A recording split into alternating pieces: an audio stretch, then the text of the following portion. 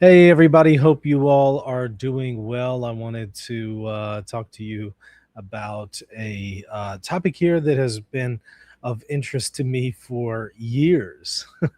And I've done a few shows talking a little bit about this. In fact, I've done a course specifically on it called Encountering the Manuscripts, and it's about an attempt to recover the original Bible, if you will. You know, what the Bible originally said when it left the pen of the author, perhaps the book of Genesis or Deuteronomy or Second Kings. Um, what did the text actually say in its final part of its production, in the final part of that process? That has been of interest to me for quite some time, for again, many years, and for a number of reasons. And like I said, I've done a course on this in full detail. Maybe check it out. It's rtcourses.com. It's called Encountering the Manuscripts. I think you'll find it interesting. But here I want to talk a little bit about this, especially in light of something I'm seeing from Dr. Emmanuel Tove, who is the preeminent scholar on textual criticism for the Hebrew Bible, what we would call the Old Testament. And for those of you who may not know, textual criticism is the scholarly process and attempt to reconstruct the either original text of the Bible, or at the very least, the earliest attainable text that we can recover. More on that in a moment. But it's, the best way or best attempt to take the manuscripts that we have that might have different readings, take some of the best manuscripts that we have out there, and attempt to reconstruct and recover what the author originally wrote. That's effectively what textual criticism is, or at least its end goal. And what got me interested in this a number of years back is because, of course, in apologetics or debates and discussions, if you watch any online, especially here on YouTube, you'll see it all the time.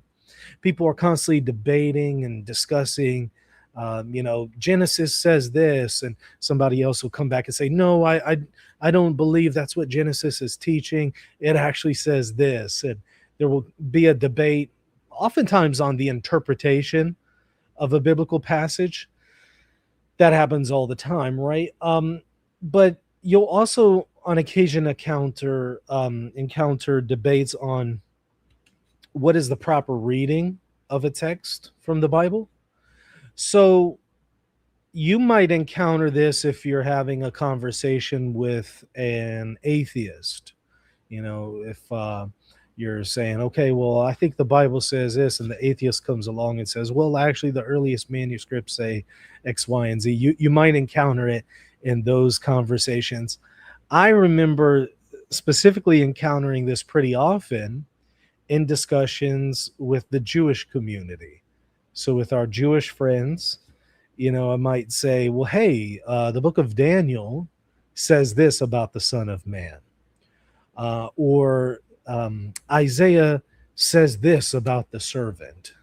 And sometimes there will be a debate on what the text actually says, not just the interpretation, but the wording of the text itself. If you go to some of the Psalms, the way it reads in a lot of Bibles, any kind of Christian translation, might be different than a Jewish translation in a Jewish Bible. And you might ask, well, why is that? When I look here at Psalm 2 or 22 or whatever, it says this in my Bible, but then when I go and talk to my Jewish friends, they open up their Old Testament and it reads differently. Like it's the same psalm, but it completely changes the meaning because the words can significantly change. And I'm using that passage to say that Jesus is the Messiah, but then in their text, this is something else, and I can't use that to show them that Jesus is the Messiah. You'll often encounter this.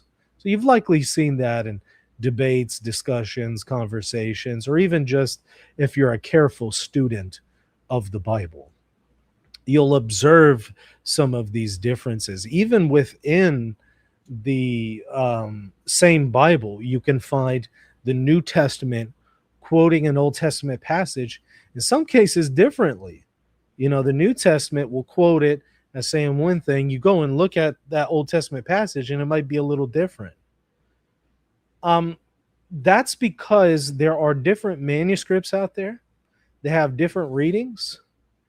There's also manuscripts in different languages, some that are based on a translation of Hebrew or Aramaic. So you might have a Greek translation or a Latin translation based on an old Hebrew manuscript. And it brings in that conversation of, okay, well, which one is the right reading among the various manuscripts that we have? And then it brings the conversation to, well, the manuscripts that we have that have these different readings, do any of them testify to the original reading? Well, that's a part of the conversation you'll almost never hear. At best, you'll hear a debate on, well, I think the Hebrew Masoretic text here is accurate, or I think the Septuagint translation here is more accurate. At best, you'll hear a conversation about that. But you'll almost never hear a conversation about, out of all of the manuscripts that are available today, Old or New Testament, do any of them, and can any of them testify to what the original said? Most of the time it's assumed, I think, by the average person in the conversation that yes, what I'm looking at here in my Bible, or what I look at or reconstruct with these manuscripts over here, gets me back to what the original author wrote. So that's part of the conversation. Is that in fact true?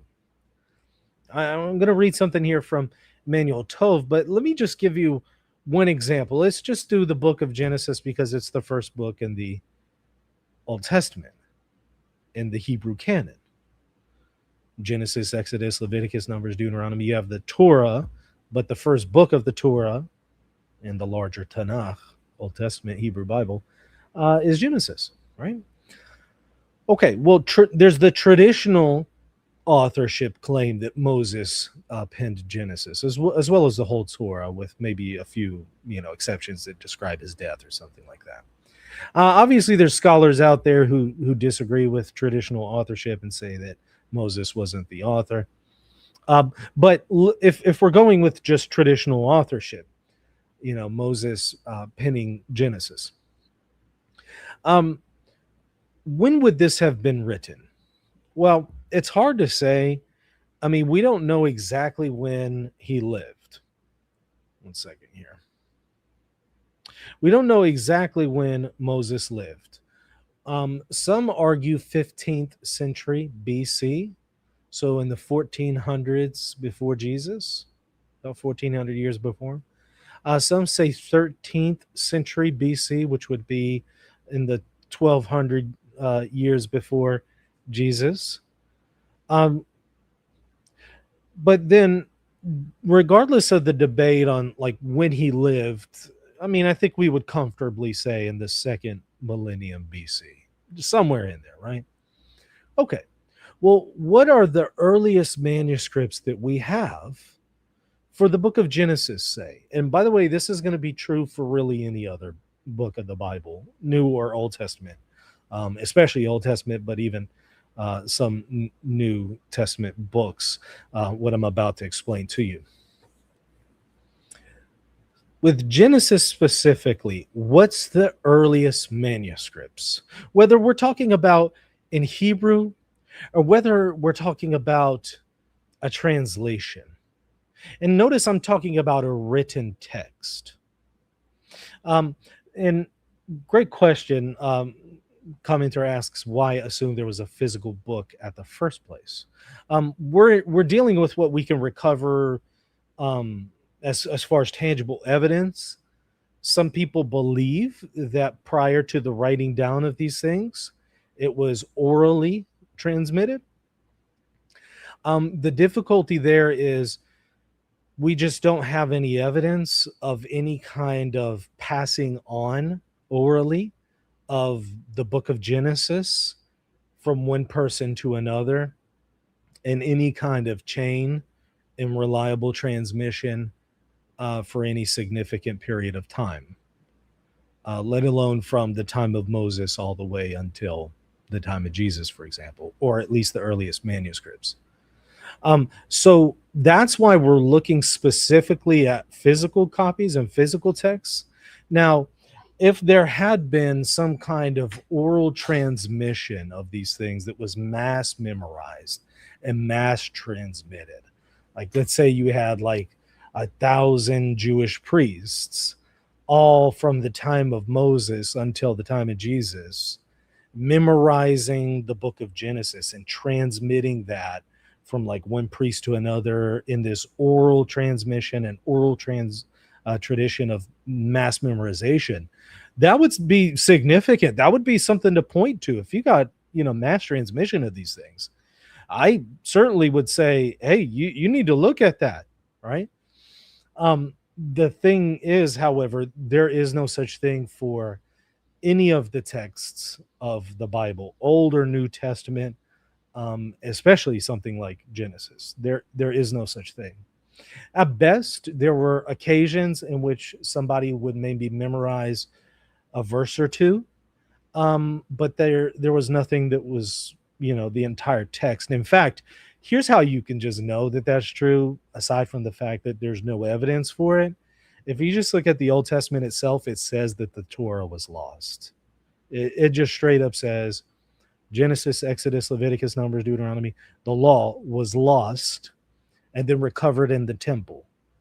So if it was lost, that tells you that there was not a community that was mass memorizing these things and transmitting that, because all of Jerusalem and all of the priests and the entire temple system had completely forgotten the law, according to the text itself, according to the Hebrew Bible, the Old Testament.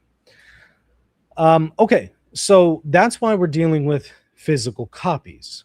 So what is the earliest example that we can maybe point to, put our hands on for, say, the book of Genesis? You've likely heard of the Dead Sea Scrolls that were recovered, of course, in modern day Israel, near the Dead Sea in the Qumran caves. There was quite a few of them that were recovered. Most of them at this point have now been translated into English. The Dead Sea Scrolls, in a few cases, they might give us a complete copy of a book like Isaiah, but in most cases, they're just giving us little fragments, little snippets that might just be one or two words or a page, a few paragraphs. It could just be anything. In most cases, we're not getting full books of an Old Testament book, with, again, very few exceptions, like the Isaiah scroll, for example, and there's a few other Isaiah scrolls that are complete texts. So most of this is fragmentary.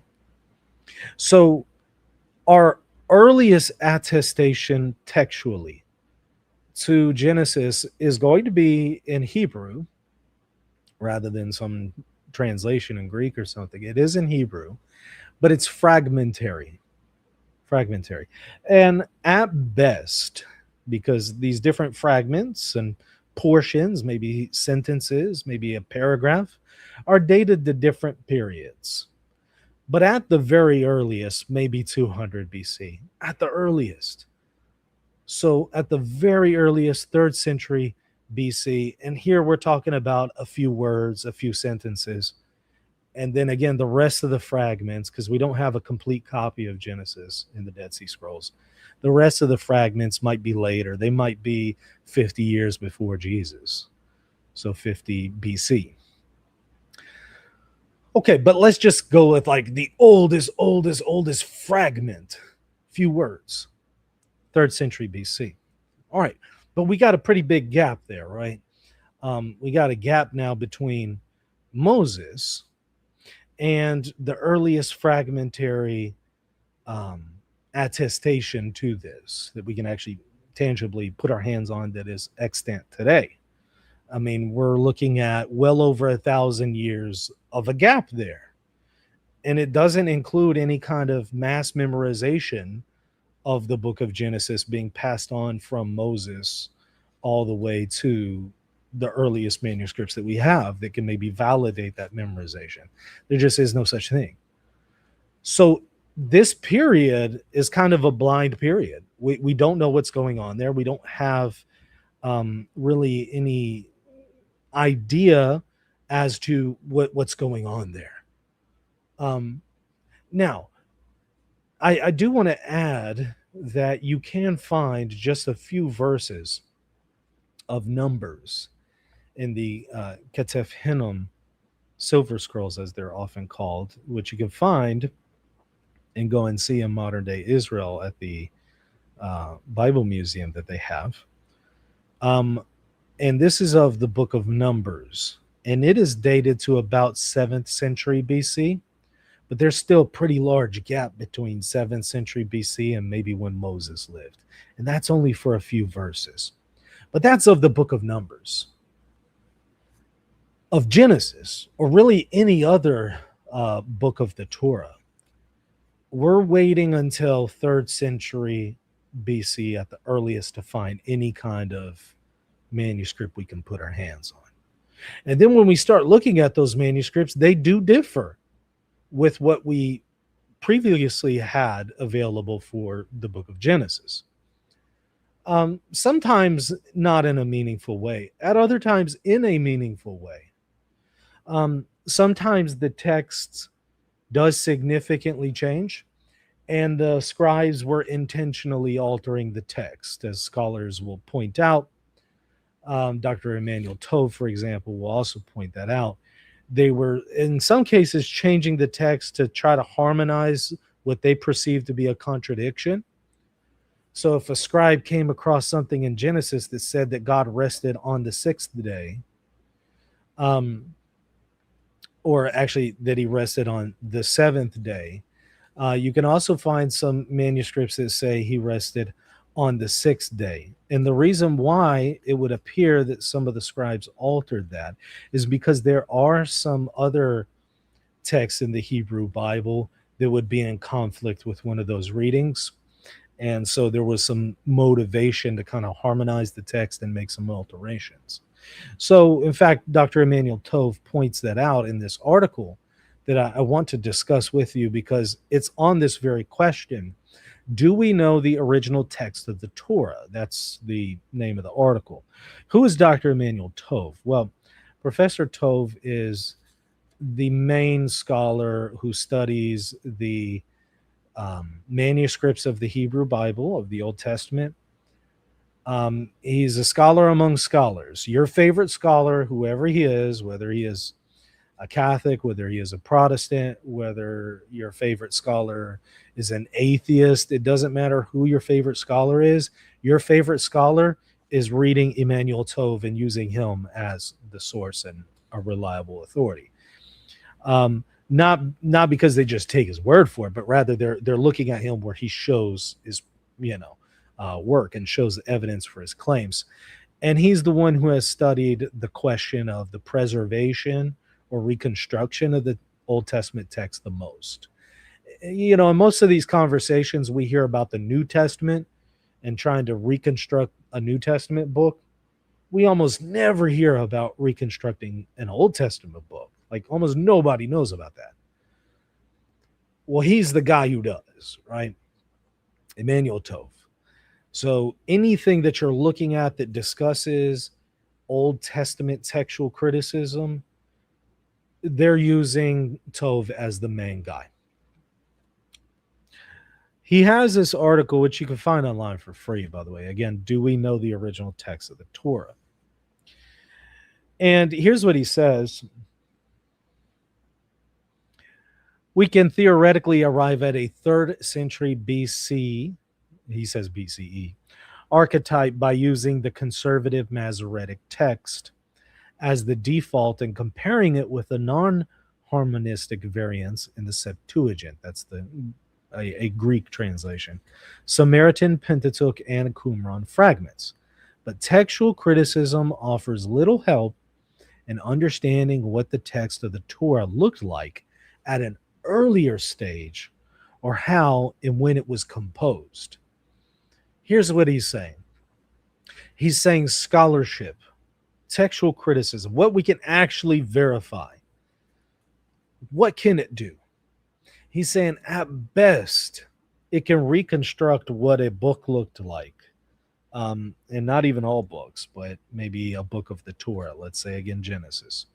At best, it can reconstruct what it may have looked like in the 3rd century BC. And even then, we're not talking about the whole book. We might even be just talking about a few verses in fragmentary form. If you want to look at, later manuscripts, if you were to ask, well, what do we have beyond some of these fragments? I mentioned these fragments earliest at best 3rd century BC.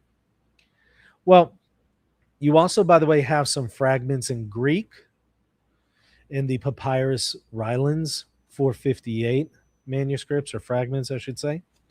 But these are 2nd century BC, so they're actually a little bit later than some of the Dead Sea Scroll fragments. And that's in Greek, that's in a translation. What's the earliest copy of the book of Genesis? And by the way, this is true for most books of the Bible. The earliest copy, complete copy of a book of the Bible, whether it's Old or New Testament, is going to be, in most cases, 4th century AD. So about 350 years after Jesus's birth. That's when you'll find the earliest complete copies of some New Testament books, or really in this case, all New Testament books. You might have 1 or 2 books in a complete copy a little bit before then in 3rd century AD. But for something like Genesis and Old Testament books and the Torah, you have to wait until the 350 AD-ish time period before you have a complete copy. And here it's in a translation. It's in Greek. It's not in Hebrew. So earliest complete copy in Greek around 325, 350 with Vaticanus, Sinaiticus, Alexandrinus the Great, Uncials. What about in Hebrew? The first complete Hebrew copy of Genesis. Well, we have to wait until 930 AD, so 900 years after Jesus, in the Aleppo Codex. And much of the Torah section was lost in a fire. So the next one is actually the Leningrad Codex, which is 1008 AD, so only 1,000 years ago. So our oldest Hebrew copy of the Torah and of Genesis is only 1,000 years old. It's 1,000 years after Jesus. All right. So at best, what he's saying, Emmanuel Tov, is you take these manuscripts, you take these fragments, you take these translations, take the complete copies, incomplete copies, whatever we have, we go through trying to look at, okay, what's the earliest reading here? And we attempt to reconstruct what Genesis looks like. He says that the best we can do is get back to what it looks like in the 3rd century BC at best. So scholars don't discuss recovering or reconstructing the original text anymore. Most of them have abandoned it. Even Bible-believing scholars.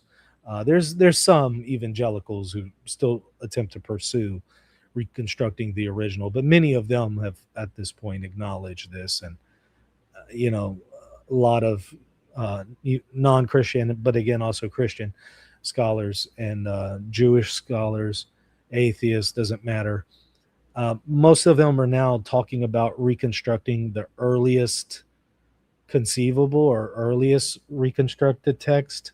The earliest attainable text is the terminology they use, rather than the original. They've kind of given up on the idea of the original. So Emmanuel Tov is talking about that in this paper. And he says The revelation at Sinai is a mystery and will likely always remain one. Now, he's a Jew, by the way, so he believes in the Torah. But he says, as far as reconstructing the Torah, as far as reconstructing the original, he says we can't go beyond the third century, and anything beyond that, it will likely remain a mystery, he says, unless we discover some new manuscript that predates all these things. Maybe then it could push it back a little bit. Then he talks about the relationship between these different versions of the text, Masoretic text, Septuagint, Latin translations, Samaritan Pentateuch, and then non-aligned texts. And he talks about how sometimes they're different in the way they translate or the way they witness to a story in the Bible. Sometimes they're in conflict with each other. He talks about how sometimes scribes did change things to try to harmonize the text. But then ultimately, after going beyond that, he goes to a section called the original text of the Torah, question mark.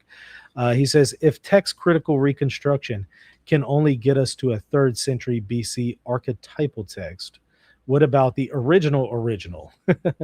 And here he says, well, Jewish tradition tells us that Moses gave us the Torah and that he passed that on to the elders who passed that on to the rabbis, and that that's been preserved through an oral transmission. But he says, but that comes from Jewish tradition. As far as just what's available to us, he wants to say all we can do is reconstruct 3rd century BC, what it would look like in the 3rd century BC. He also tackles the question like when was it actually written. He rejects traditional authorship. He says that at least in its complete form, this would have been a little bit later than Moses. This would have been, he says most scholars would date the Torah to 8th to 5th century BC. So maybe the pre-exilic to the post-exilic period. But then the final part, the limitations, he says, of textual criticism. He says textual criticism, and I say this as a textual critic, has to live with its natural limitations, namely the boundaries of the textual data.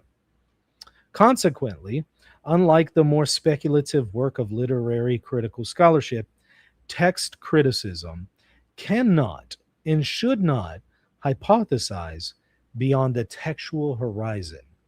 What he's describing is what we have available as far as manuscripts, that's the textual horizon. That gap period where we don't have any manuscripts between when it was supposed to have been written and what we currently have, that gap is beyond the textual horizon. It's that blind spot, if you will. So he says textual criticism can only discuss the textual horizon, what we actually have with the text. It can't talk about anything before then.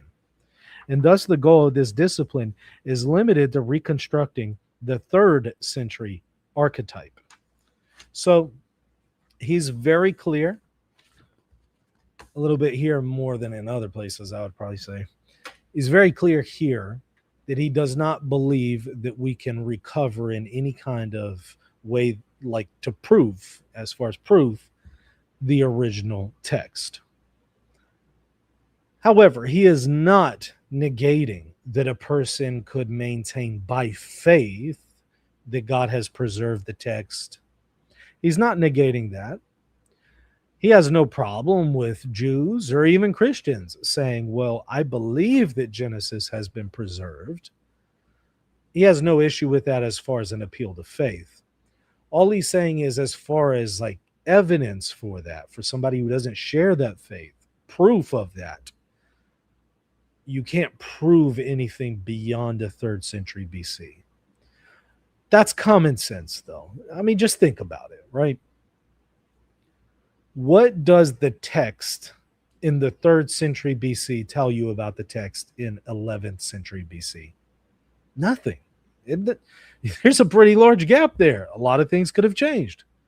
Maybe it changed. Maybe it didn't. We don't know. It could be that it was perfectly preserved. It could be it was completely changed. You don't know. You just have to say, I don't know. That's common sense. So it really should be common sense as far as, can we reconstruct the original? If we're talking about what we can prove, it should be common sense that all we can do is reconstruct, at best, what our manuscripts testify to, going back to their earliest attestation. That's it. It doesn't tell us anything about the text before then. It doesn't tell us if it's been preserved, doesn't tell us if it's been corrupted. We just have to say we don't know. As far as evidence. But again, if you appeal to faith, I believe that uh, the church has divine authority and it testifies to this as having been substantially preserved. You can argue that on an appeal of faith, or I believe that the Holy Spirit personally testifies to me that this is true, right? You can appeal to it, but just keep in mind that's an appeal to faith. It's not an appeal to any kind of evidence that you could demonstrate as proof to somebody who doesn't share the faith. So that's the answer to the question. His question is, do we know the original text of the Torah? He's going to say no, we don't know the original. We can know at best a 3rd century BC reconstruction as far as what we can prove. Do we know the original text by faith? You could argue that. But just again, be aware that somebody who doesn't share the faith, they're just going to say, well, I don't have a reason to believe that. So I'm going to need some kind of proof.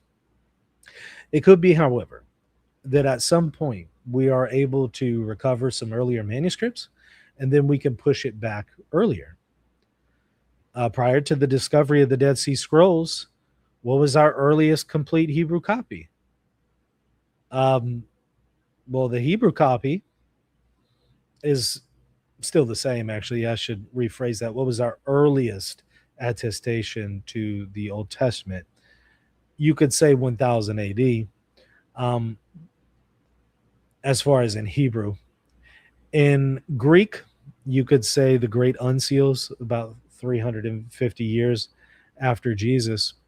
But with the discovery of the Dead Sea Scrolls, it gave us fragmentary evidence of some of these books, again in fragmentary form, way earlier, 3rd to 2nd to 1st century BC. We did, however, prior to the Dead Sea Scrolls, have 2nd century BC Greek fragments of some of these texts. But again, very fragmentary in nature. It could be, however, that we discover something in archaeology and that will reshape the conversation of what we can know about the text as far as what we can prove before 3rd century BC. It's always possible. But until then, scholars are going to limit themselves to that time period because that's all the evidence can really point to. It can't point to anything before that. And you'll often find in apologetics, you can see people like Wes Huff and others who kind of have this leap of logic, and they will say, well, look at the stability of the text of Isaiah between the Leningrad Codex 1000 AD, going all the way back to the, Isaiah scroll. So, a few hundred years before Jesus. And look at the stability of the text. Although a lot of scholars pointed out, well, actually, there's a fair amount of differences there, over 2,000 from what I understand. But there is a fair amount of stability, too, to the text.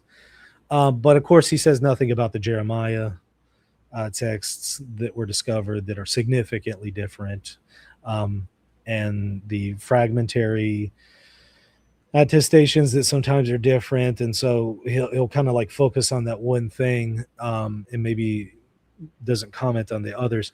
But even just kind of focusing on, let's say, like Isaiah, right? A lot of people make this mistake and say, well, look at the stability of the transmission of the Isaiah scroll.